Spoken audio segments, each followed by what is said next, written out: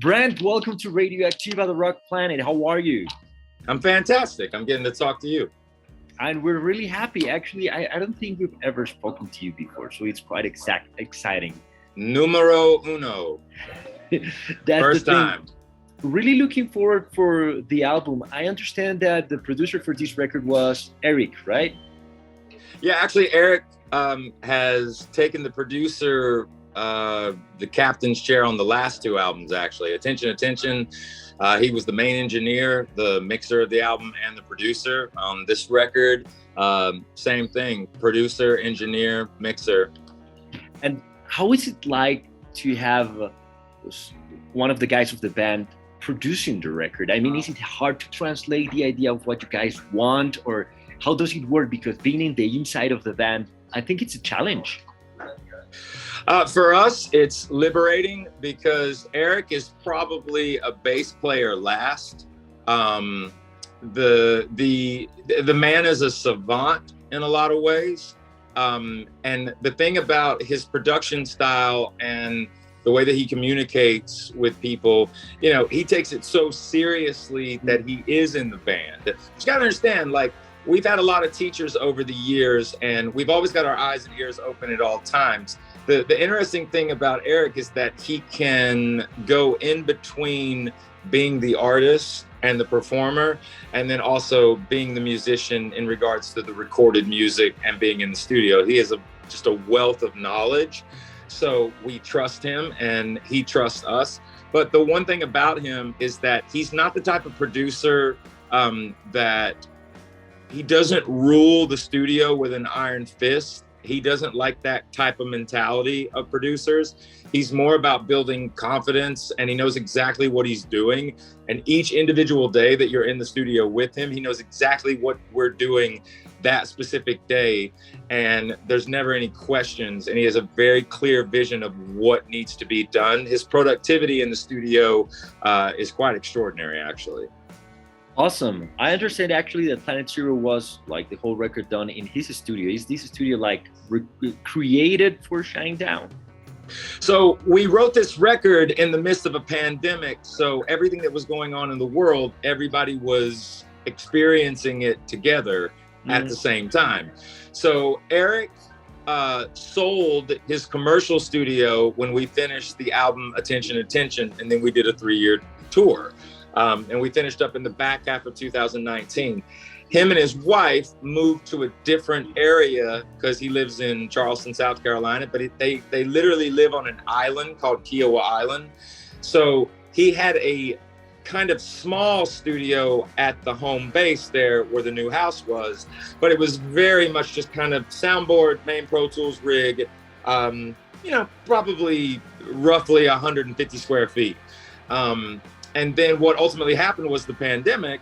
And when I arrived in South Carolina with him, I began to call major studios to see what they were going to be doing, what the protocol was at this time. You have to remember, this is June 2020.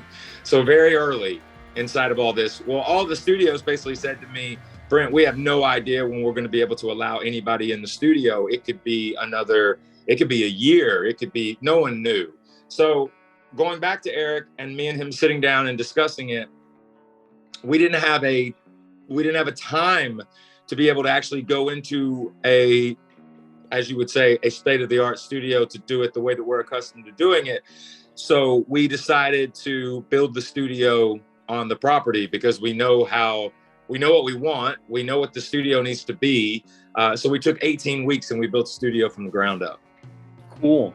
Did the pandemic affected somehow the process of not only recording the album, but also lyrically? We live like no tomorrow? I think that's the opposite of us, is that there's always tomorrow if you are willing to do everything in your power to see the daylight, no pun intended, with one of the new songs. You got to remember, going back to, we're a band that if you were to ask anybody about who Shinedown is in one word, they would tell you, to describe the band, it would be honest. We've often said that we have one boss in this band. It just happens to be everybody in the audience. But over the years of the last 2 decades, we're a band that's spoken upon, you know, look, I've been talking as one of the main lyricists in the band. I've been talking about mental health for the better part of 2 decades. So the dynamic of what this album was, I remember the very first day of writing, I remember Eric looking at me and just saying, it feels like we're on planet zero.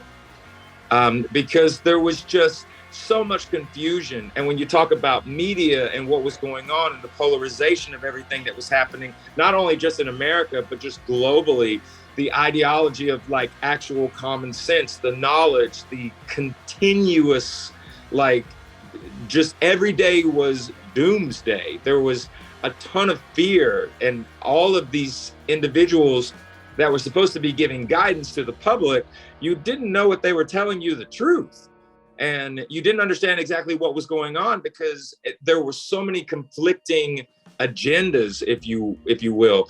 And one of the dynamics of that was, I remember me and Eric, we tried to have a crystal ball method when we started writing the record, which was, let's write like it's 3 years from now. Nobody's going to want to relive this. No one's going to want to talk about this. Like, we want to move on with our lives. The issue with that was that it was getting worse every single day.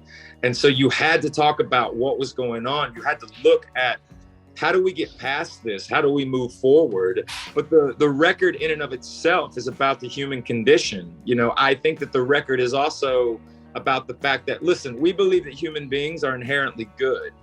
But the dynamic here is, this album is about not bowing to chaos. And if you see an individual that has been brought to their knees by just society and the world around them, instead of walking past them, pick them up, you know, and get them back on their feet. You know, we're on this planet together for a reason. And the idea that the internet is undefeated is actually not real. Mother Nature is undefeated. Let's just be honest. And so you have to have that respect and understanding. And that's what we wrote about, what was going on in the world at that time, but also understanding that as human beings, we're all a work in progress. Impressive. And it's also a very long record, 20 tracks. I know it has some transitions between songs, but tell me a bit about that, because initially English is not my native tongue, so I got to go through a song several times to really sort of understand the lyrics. Your English right now is superb. Thank you very much. It's something you learn every day, right? Yeah. A language. It's just repeating. So what is your main language? Spanish. I'm in Colombia right now, Bogota, Colombia. So check it out. I don't know any Spanish at all. I know a little bit. So I would like to say thank you very, very much for taking the time out of your day to speak English to me, because it's not your native tongue. So the next time we see each other, I better know some more Spanish. Well, hopefully we get to see the band actually playing down here in South America. That would be great. Well, we're working with a brand new international agent, and just so you know, this isn't lip service. Colombia has been a priority in the routing meetings of the last like 6 months. So just know we're working on it. Cool. About time. Let me get back into the record. I know we have little time, but I wanted to know about those transitions in the record, because once again, I got into, listening to the whole thing and reading the track list and all that. And I kind of get the impression that it's some sort of a concept. And I'm not saying like a Dark Side of the Moon, kind of blue kind of concept, but maybe there is something that you guys planned, looking forward to developing Planet Zero. So the last album, Attention, Attention, was actually, from the beginning, it was a story album. It was a conceptual piece. And so we did the last album as a conceptual piece. This album, we went into it not having any thoughts of making a concept record at all. And Planet Zero became the most conceptual record that we've ever put together.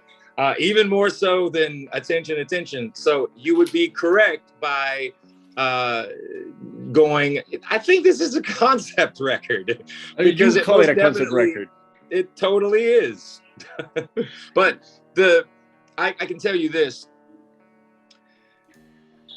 Eric was so specific in regards to the mixing of the album that what ultimately happened was we were so far into the mixing and he was so locked in and had done so many different mixes of all the songs that looking at the time frame and where we were at, I remember it was a Thursday, and so all of our records have been mastered by a gentleman by the name of Ted Jensen.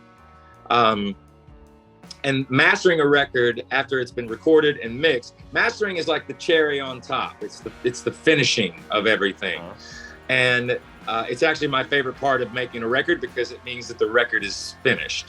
So I called Ted on a Thursday and I said, what does your Monday look like? And he said, what do you need it to look like? And I said, me and Eric will be there on Monday. He goes, you're in. I walked into the studio where Eric was continuing to mix and I said, I've got great news. And he said, what's that? And I said, we're gonna master the record on Monday. So you have 72 hours to get it ready. And he looked at me, and during the writing process and the recording process, he spoke to me about these interludes, but this person, this kind of organism, if you will, this life form, and he didn't have a name for it, but it was like, I can't explain what it is, but there's this thing that I want to do to tie the record together in between the songs. And I said, well, you got 72 hours. And he created all of that. So essentially he created Siren. I named Siren, but he created Siren, but he did all of that in 72 hours from scratch. Okay, so it's been actually, from everything you're sharing with me, it seems like it's been a huge challenge putting this record out. Like the pandemic, lyrically recording, the studio, the concept, everything. The fact that it was due out April 22nd and we moved it to July 1st. Why did we move it to July 1st? I'll tell you why we moved it to July 1st. Because we ordered the vinyl schedule for the physical copies a year in advance. We had our queue and we were all in there. They could not get, the vinyl order is so massive that they, a month into when we announced the record and that it was coming out April 22nd, originally it comes out July 1st. Our record label, Atlantic and Warner Music Group, came to us and said, they're not gonna make the deadline for all the vinyl. And I said, what is the end all be all date that they can make the order? Because we're also putting this record out on cassette for the very first time ever. It's like there's CDs, vinyl, cassettes, you know, so on and so forth. And the packaging of this particular album is very important. The artwork in this project and what this record is as important and integral as the music. So they said we need July 1st to make sure that the order from a global scale is everywhere that it needs to be. So there's been a lot of challenges to get this record out, but guess what? It's coming out. Well, we're glad it's finally coming out. Actually, Here Planet Zero has become a huge song for us in Radio Activa. So I love to hear that, man. That's awesome. Well, looking forward to have it on #1 here in our countdown. We have a countdown. People vote for the songs is going up. So that's why we contacted Warner and asked them to have a brief conversation with you guys. Oh my God, this is so amazing and so awesome. Thank you so much. Like, gracias. Thank you so much for allowing, you know, me to do this today. I appreciate the promotion and just the support that you've given the band. And I don't take this for granted. So thank you very much.